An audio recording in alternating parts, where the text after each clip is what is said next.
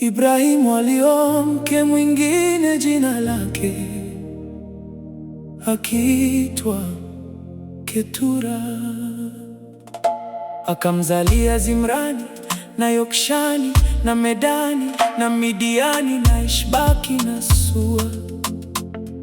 Yokshani akamzaa Sheba na Dedani, na wana wa Dedani walikuwa Waashuri na Waletushi na Waleumi. Na wana wa Midiani walikuwa Efa na Eferi na Hanoki na Abida na Elda. Hao wote walikuwa ni wana wa Ketura.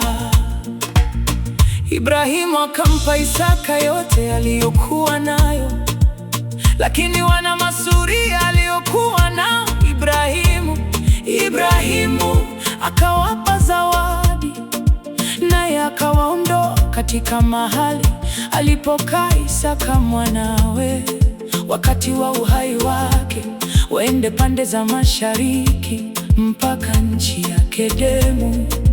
Hizi ndizo siku za miaka ya maisha ya Ibrahimu alizoishi, miaka 175. Ibrahimu akafariki, naye akafa katika uzee mwema, mzee sana, ameshiba siku. Akakusanyika kwa watu wake. Isaka na Ishmaeli wanawe wakamzika katika pango ya Makpela katika shamba la Efroni bin Sohari, miti lielekealo Mamre, katika lile shamba alilolinunua Ibrahimu kwa wazao wa Heti. Huko ndiko alikozikwa Ibrahimu na Sara mkewe. Ikawa baada ya kufa kwake Ibrahimu, Mungu akambariki Isaka mwanawe, naye Isaka kakaa karibu ya Beer-lahai-roi. Hivi ndivyo vizazi vya Ishmaeli mwana wa Ibrahimu, ambaye Hajiri Misri, mjakazi wa Sara, alimzalia Ibrahimu. Na haya ndio majina ya wana wa Ishmaeli kwa majina yao na kwa vizazi vyao.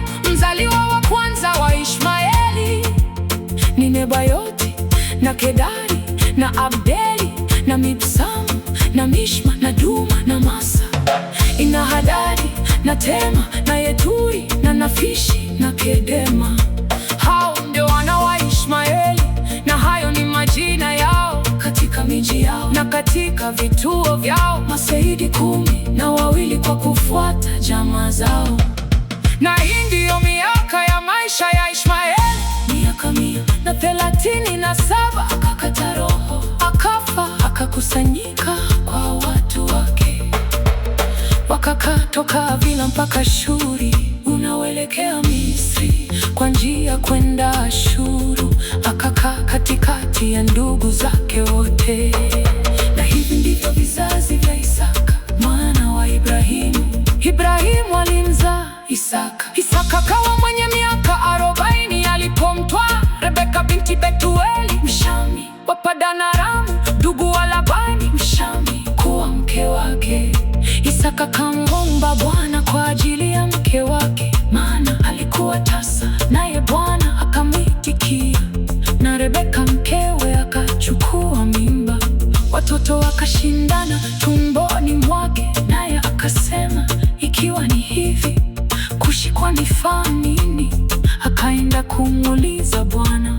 Bwana kamwambia, mataifa 2 yamo tumboni mwako, na kabila 2 za watu watafarakana tangu tumboni mwako. Kabila moja litakuwa hodari kuliko la pili, na mkubwa atamtumikia mdogo. Siku zake za kuzaa zilipotimia, tazama, mapacha walikuwamo tumboni mwake. Wa kwanza katoka, naye alikuwa mwekundu mwili wote kama vazi ya nywele, wakamwita jina lake Esau. Baadaye ndugu yake akatoka, na mkono wake unamshika Esau kisigino, akaitwa jina lake Yakobo. Isaka alikuwa mwenye miaka 60 mkewe alipowaza watoto akakuwa. Esau alikuwa mto ajuaye kuwinda wanyama, mtu wa nyikani, na Yakobo alikuwa mtu mtulivu mwenye kukaa hemani. Basi Isaka alimpenda Esau kwa sababu alikula mawindo yake, na Rebeka akampenda Yakobo. Yakobo kapika chakula cha dengu, Esau akaja kutoka nyikani, naye alikuwa amechoka sana. Esau akamwambia Yakobo, tafadhali unipe hicho chakula chekundu nile, kwa kuwa ninazimia mimi. Kwa hiyo alimeta jina lake Edomu. Yakobo akamwambia, kwanza niuzie leo haki yako ya mzaliwa wa kwanza. Esau akasema, tazama, mimi ni karibu kufa, itanifaa nini haki hii ya uzazi? Yakobo akamwambia, uniape kwanza, naye akamwapia. Akamzia Yakobo haki yake ya mzaliwa wa kwanza. Yakobo kampa Esau mkate na chakula cha dengu, naye akanywa, kisha kaondoka akenda zake. Hivyo Esau akaidharau haki yake ya mzaliwa wa kwanza.